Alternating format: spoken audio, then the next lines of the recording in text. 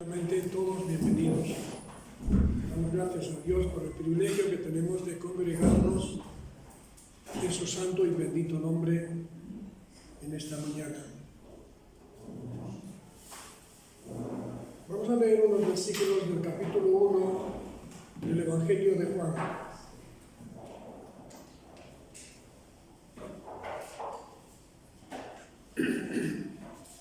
Vamos a leer desde el 1, el 2, el 3 y el 14. Todo lo que es el párrafo primero está relacionado con él, pero nos interesa en esta mañana particularmente estos versículos. Y así dice la Sagrada Escritura, hermanos. En el principio, ¿cuál era el principio? Para que pensemos, ¿verdad? En el principio era el Verbo. Y el Verbo era con Dios, y el Verbo era Dios. Este era en el principio con Dios. Y el versículo 14 dice: y aquel Verbo fue hecho carne y habitó entre nosotros, y vimos su gloria como del unigénito del Padre, lleno de gracia y de verdad. Dios bendiga su palabra en nuestros corazones en este primer día de la semana. Esta mañana, con la ayuda del Señor, vamos a hablar de la encarnación del Verbo, que es una expresión como tal que no se menciona en la Sagrada Escritura. Sin embargo, está implícita en numerosos pasajes tanto del Antiguo como del Nuevo Testamento. Porque la encarnación del Verbo es el tema central de la revelación divina del Antiguo Pacto, donde se anuncia durante siglos con mucha frecuencia, como en el Nuevo, donde puede verse tanto el anuncio como el cumplimiento de esos hechos que los profetas hicieron sobre el plan de Dios diseñado desde antes de la fundación del mundo. Desde antes de la fundación del mundo. Entonces, el mensaje nuestro tiene 3 puntos en esta mañana. El primero es el anuncio de la encarnación. El segundo es el cumplimiento de la encarnación del Verbo. Y el tercero, el propósito de la encarnación del Verbo. Digamos en primer lugar entonces que el Antiguo Testamento anuncia varias veces este acontecimiento sobrenatural. Y una de ellas se encuentra en el capítulo 9 del libro de Isaías, donde dice que vendría para liberar a su pueblo. Dios ha prometido desde la fundación del mundo, prácticamente desde antes, pero después desde el pecado de Adán y Eva en el paraíso, Dios viene anunciando la venida de un Salvador. Esta es una nación, el pueblo al que se refiere aquí, el pueblo escogido. Hermanos, en esta mañana no voy ni a mencionar a ese pueblo al que se refiere la Sagrada Escritura, porque en este momento lo está haciendo fatal. Pero ciertamente ese es el pueblo amado de Dios desde antes de ser creado, que empezó con la elección de Adán en Mesopotamia. Este pueblo al que se refiere la Sagrada Escritura era una nación frecuentemente invadida y oprimida por ejércitos extranjeros que la acosaron sin piedad, causándole numerosas privaciones y sufrimientos. Ahí tenemos lo que es la historia del Antiguo Testamento. Pero no debemos conformarnos con lo que es la historia bíblica, porque hay acontecimientos que hablan de un periodo de la historia del pueblo de Dios que no se menciona prácticamente. Y entonces hay que buscar y escuchar a los historiadores para que nos hablen de algunas cosas que la Biblia no nos dice sobre eso. Aunque lo que dice la Biblia, por supuesto, es más que suficiente. A ese pueblo, a ese sufrimiento se refería a Isaías cuando dice, y pasarán por la tierra fatigados. Está hablando Dios de lo que iba a suceder en este pueblo a partir del año 800 antes de Cristo aproximadamente, 700 y pico. Y dice de este pueblo, pasarán por la tierra fatigados y hambrientos. Y mirarán a la tierra, y he aquí tribulación y tinieblas y oscuridad y angustia serán sumidos en las tinieblas. Muchas gracias, Ana. El cuadro es tremendamente sombrío y estremecedor. Y nos ayuda a nosotros. Llevamos ya varios años en que la guerra de Ucrania nos está mostrando últimamente, y parece que nos estamos olvidando, o quienes transmiten las noticias se están olvidando un poco de lo que sucede en ese país.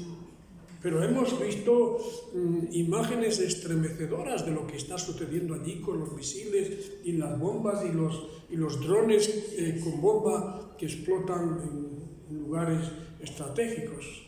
Y por si esto fuera poco, las imágenes de Gaza, la terrible destrucción de vidas humanas, de edificios, de todo lo que, particularmente hospitales, donde muchos de ellos se refugiaban,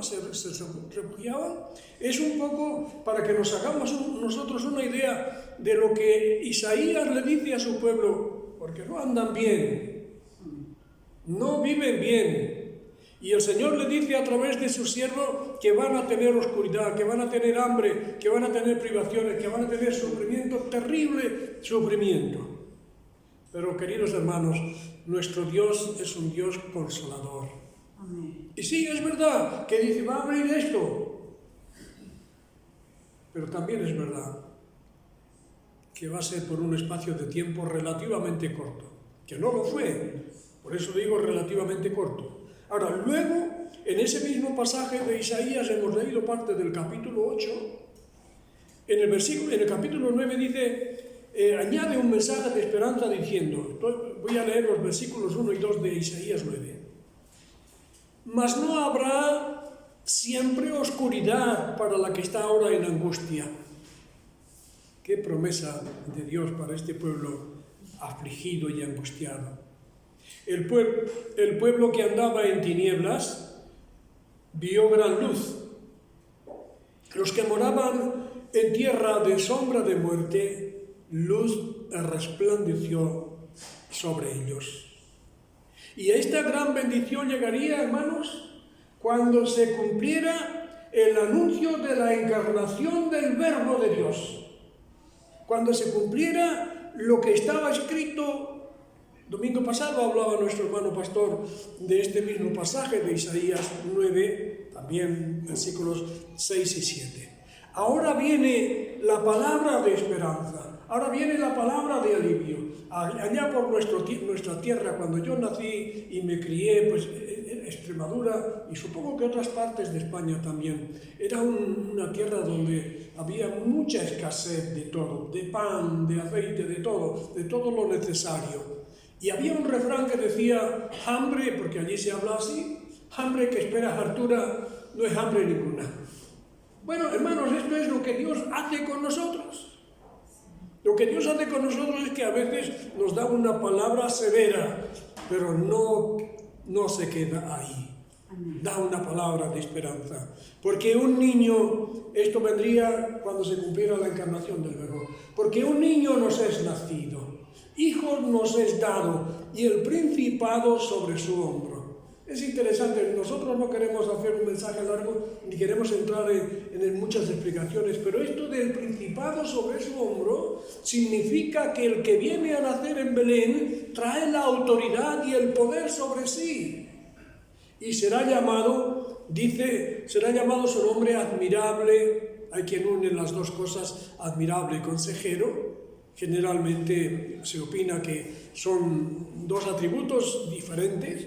Admirable, consejero, Dios fuerte, Padre eterno, príncipe de paz. Y va más allá.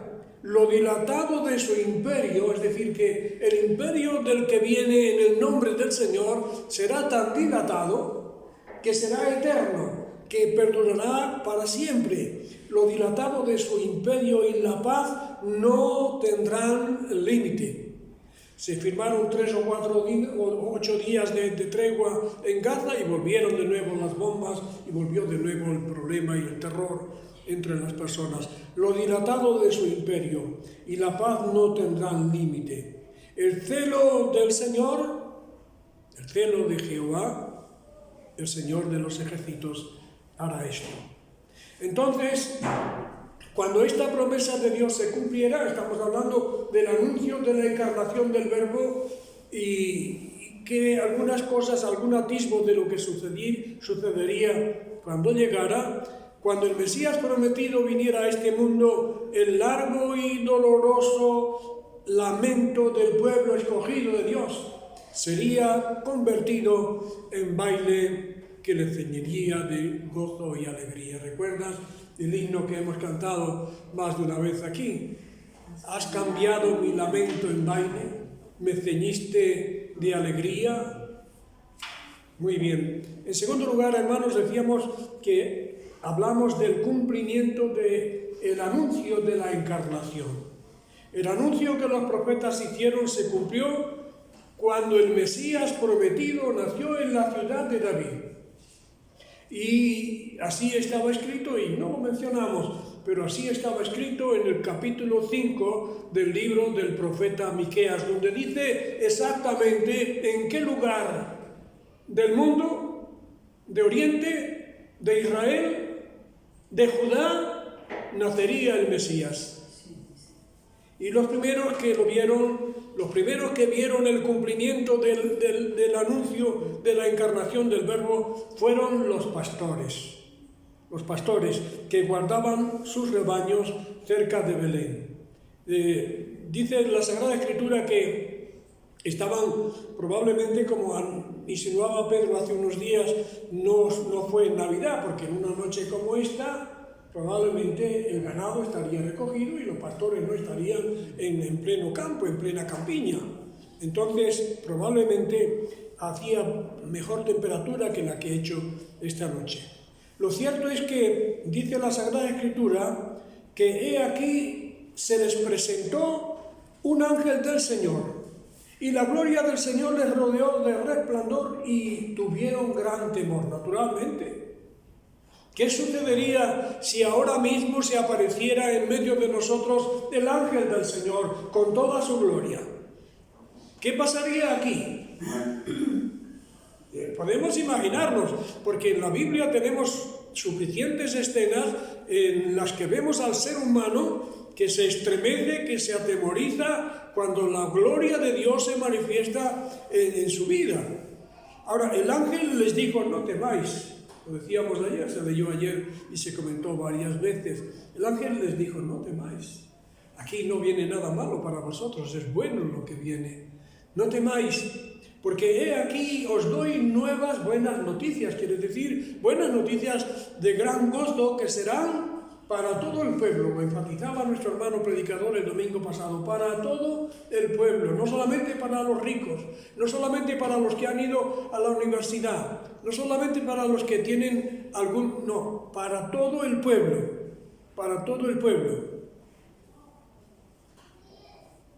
Que os ha nacido hoy en la ciudad de David un Salvador que es Cristo el Señor. Y esto os servirá de señal. Aquí hay una imagen de la encarnación sin mencionarlo. ¿Quién ha nacido? Ha nacido Jesús, el Cristo, el Mesías.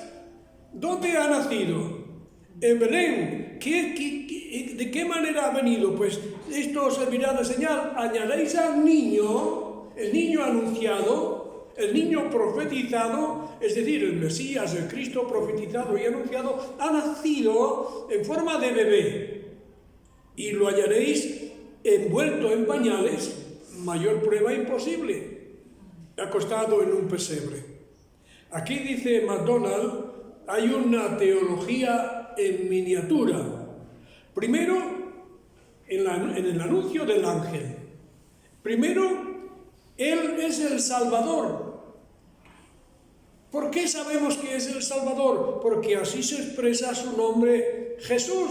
Jesús significa Salvador. Segundo, Él es el Cristo, Él es el Mesías, Él es el ungido de Dios. Y tercero, Él es Dios, el Señor, manifestado en carne.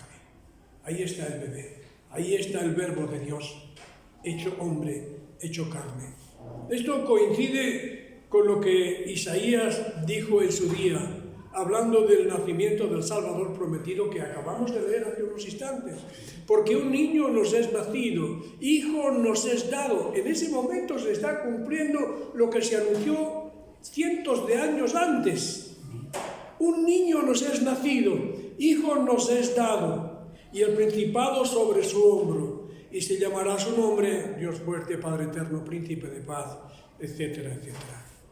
Porque el niño que los pastores vieron en Belén, envuelto en pañales y acostado en un pesebre, es el Mesías prometido, es el Verbo encarnado, el cual, recuerden que lo hemos citado muchas veces en Filipenses capítulo 5, versículos 6 y 7, el cual siendo en forma de Dios, ¿dónde estaba Él? Estaba con el Padre, en el principio era el Verbo, y el Verbo era con Dios, y el Verbo estaba con Dios. El cual siendo en forma de Dios, no estimó el ser igual a Dios como cosa a que aferrarse, sino que se despojó a sí mismo. Mira, hay una imagen cuando Jesús está en la última cena, despidiéndose de sus discípulos. El Señor, ¿qué hace antes de comenzar a lavar los pies de los apóstoles? ¿Qué hace? Se despojó. Se quitó el manto. Se ciñó el lienzo. Es decir, se quitó el manto. En un maestro de Israel simbolizaba su autoridad. Se quitó el manto, se ciñó el lienzo, una toalla que se puso alrededor de la cintura, y comenzó a lavar los pies de los discípulos que estaban allí, el cual, siendo en forma de Dios, no estimó el ser igual a Dios como cosa a que aferrarse, sino que se despojó a sí mismo, tomando forma de siervo, hecho semejante a los hombres. Eso es la encarnación del Verbo. El tiempo de la salvación prometida, El tiempo de la salvación prometida había llegado. El Mesías encarnado moraba entre su pueblo. Todos los seres humanos podían y pueden gozar del favor de Dios, porque su bendita presencia quebraría toda cadena de opresión, de injusticia y de violencia. Y en tercer lugar, hermanos, el propósito de la encarnación del Verbo. Sobre este propósito escribió San Juan, como acabamos de leer al principio, en el capítulo 1, versículos 1 y 2 y 14. Dice: y vimos su gloria, gloria como del unigénito del Padre, lleno de gracia y de verdad. ¿Quién vio esto? ¿Quién vio la gloria de Dios nuestro Señor en Cristo Jesús? ¿Quién vio al Maestro de Israel en todo su esplendor? ¿Quién le vio haciendo maravillas? Los discípulos le acompañaron 3 años. Por eso, antes de ir al cielo, antes de morir en la cruz, les dijo: no se turbe vuestro corazón. Creéis en Dios, creed también en mí. Porque ellos llevaban 3 años aproximadamente que todo se los resolvía el Señor. Como cuando hubo la tempestad en el mar de Galilea y otras cosas, todo lo resolvía el Señor. Y ahora vienen y lo van a crucificar. Y por eso dice Jesús a los discípulos, antes de ser entregado: no se turbe vuestro corazón. Creéis en Dios, creed también en mí. Los discípulos vieron al Señor Jesucristo hacer auténticas maravillas durante su ministerio terrenal, nunca en beneficio propio, pero siempre en favor del ser humano, que es para lo que hizo. Y en cuanto al propósito de su encarnación, a ver su gloria de los discípulos. En primer lugar, hermanos, el Verbo se hizo carne para deshacer la obra del diablo.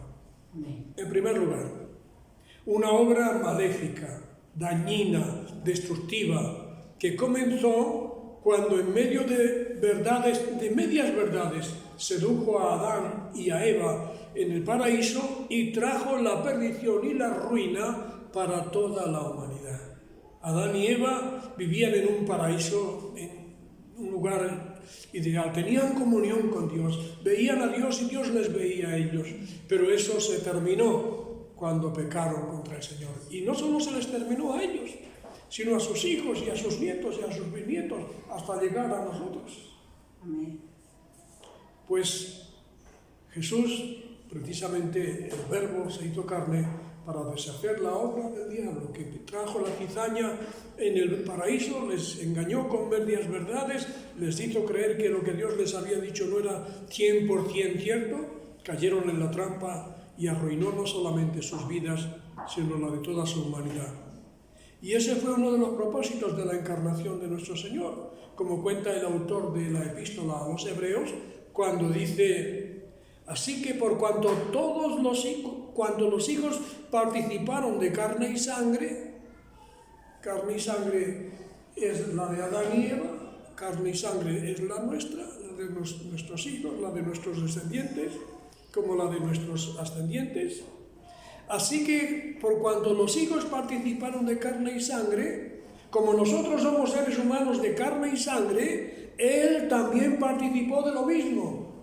Por eso tuvo que encarnarse, por eso tuvo que hacerse hombre. Él también participó de lo mismo para destruir, por medio de la muerte, al que tenía el imperio de la muerte.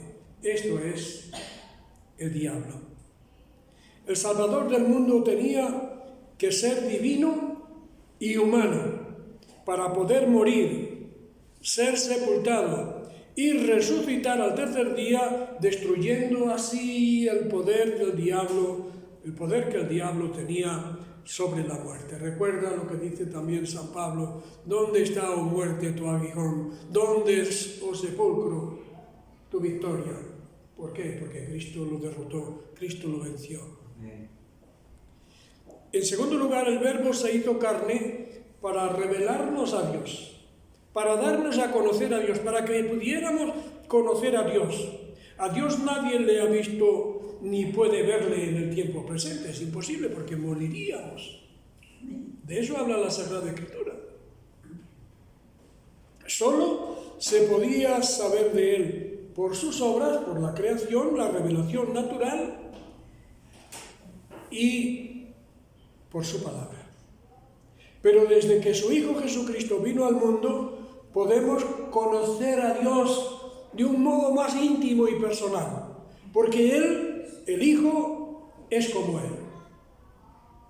Miren qué expresiones las de nuestro Señor en el Evangelio. Yo y el Padre, uno somos. Y otra idéntica, quizá más esclarecedora: quien me ha visto a mí, ha visto al Padre. Abre el Evangelio. ¿Quieres ver a Dios? Abre el Evangelio. Mira a Jesús, escucha a Jesús hablando. Ese es Dios, así es Dios. Escucha a Jesús sintiendo, expresando sus sentimientos. Mira a Jesús en Betania llorando por la tristeza de Marta y de María. Dios llora también. Ese es Dios. Es decir, que de alguna manera, cuando nosotros miramos en el Evangelio y vemos obrando a Jesús, diciendo una simple palabra y con eso resuelve un problema tremendo, estamos viendo el poder de Dios obrando en la humanidad. Nadie, el que me ha visto a mí, ha visto al Padre. Y como dice Juan 1:18, a Dios nadie le vio jamás. Pero no se queda ahí, lo cual sería tremendo. Pero dice, el unigénito Hijo que está en el seno del Padre, Él le ha dado a conocer. Si nosotros queremos conocer a Dios, tenemos que conocer a Jesús. Tenemos que saber cómo piensa Jesús, cómo obra Jesús, cómo actúa Jesús. Y de esa manera podemos hacernos una idea de cuál es la manera de proceder de nuestro Padre Celestial. Y en tercer lugar, hermanos, el Verbo se hizo carne para salvarnos del pecado, para librarnos de las consecuencias de nuestros pecados. Sobre ello insistió muchas veces nuestro Señor durante su ministerio, dejando clara la intención que tenía para venir a este mundo. Y resumido, por ejemplo, en esta frase: el Hijo del Hombre ha venido para buscar y para salvar lo que había perdido, lo que se había perdido. No lo perdió Él, lo perdimos nosotros. El Hijo del Hombre vino para buscar y para salvar lo que se había perdido. Y el apóstol Pablo, uno de los beneficiarios de la obra salvífica de nuestro Señor, dio testimonio de ello diciéndole a su discípulo Timoteo: palabra fiel y digna de ser recibida por todos, que Cristo Jesús vino al mundo para salvar a los pecadores, de los cuales yo soy el primero. Resumiendo, hermanos, conviene estudiar y recordar el tema de la encarnación para vislumbrar la grandeza del amor de Dios. Conviene que la estudiemos para ver lo caro que le costó la redención de cada uno de nosotros al Dios Altísimo, y para vivir la Navidad como la vivíamos ayer, como la estamos viviendo en esta mañana, con gratitud en nuestro corazón. Recuerda las palabras del apóstol Pablo: gracias a Dios por su don inefable. Gracias a Dios por el Verbo encarnado. Gracias a Dios por el regalo que nos dio en la persona de su Hijo Jesucristo. Gracias a Dios por su don inefable. La encarnación del Verbo, hermanos, es el tema central de la revelación del Antiguo y del Nuevo Testamento, donde se anuncia y se cumple ampliamente el plan de Dios. Un plan que consistía en que Dios se haría hombre, que vendría al mundo para salvar a la humanidad perdida y a rescatarla de la miseria y de la esclavitud del pecado. El plan empezó a cumplirse cuando Jesús nació en Belén. Recuerden lo que dijo el ángel a los pastores: que os ha nacido hoy en la ciudad de David un Salvador, que es Cristo el Señor. Este Salvador era el Cristo, el Mesías prometido, que vino al mundo para deshacer las obras del diablo, a dar a conocer el plan eterno de Dios, al Dios eterno, y a traernos desde el cielo la vida feliz y abundante. Espero que todos los presentes la estemos disfrutando. Por eso la celebración de Navidad no se trata de ver quién cena mejor, ni de ver quién bebe mejor, ni de quién se divierte más. La celebración de la Navidad no trata en ver qué calle o qué plaza es la más alumbrada, la mejor alumbrada. No se trata de ver cuál de los árboles de las ciudades de España es el más alto de todos, cuál es el que más imponente, el más impresionante. Eso no es Navidad. La celebración de la Navidad no es lo que hemos visto en la televisión estos días en la calle Preciados y en otras zonas de Sol y de esa zona de la Gran Vía también. No, eso no es la celebración de la Navidad. Eso, como decía ayer el grupo de las hermanas que hicieron esa obrita de teatro, eso es consumismo. Eso es alguien que se preocupa de, a través de las pantallas de la televisión, decirnos: tiene que comprar, porque eso no es celebrar la Navidad. Eso no es celebrarla, eso es otra cosa. La Navidad, hermanos, se celebra recordando con gozo que estábamos sin Dios y sin esperanza en el mundo. Todos nosotros.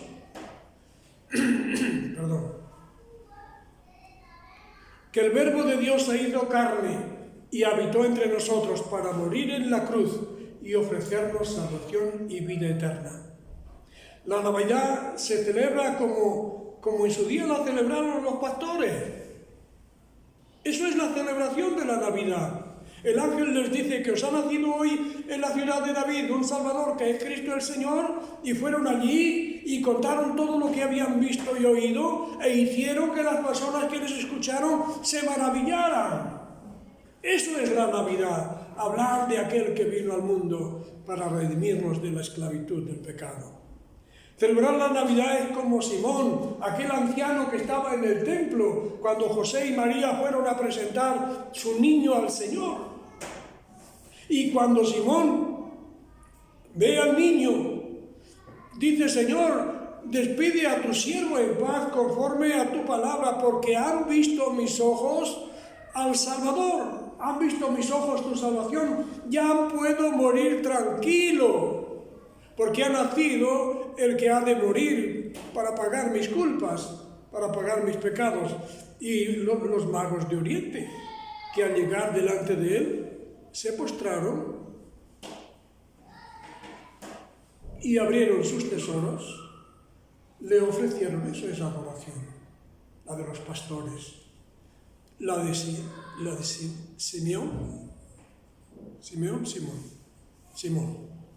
la de Simón, la de los magos de Oriente. Se postraron, le adoraron y abriendo sus tesoros le ofrecieron lo mejor que tenían: oro, incienso y mirra. Que Dios nos ayude, hermanos, a celebrar esta Navidad recordando que su amado Hijo se hizo hombre por nosotros, que lo hizo para darnos la esperanza, la salvación y la vida eterna que tenemos, que disfrutamos desde que creímos y le recibimos en nuestro corazón como Señor y Salvador. Feliz Navidad cristiana. Amén. Feliz celebración de la encarnación del Verbo. Dios les bendiga.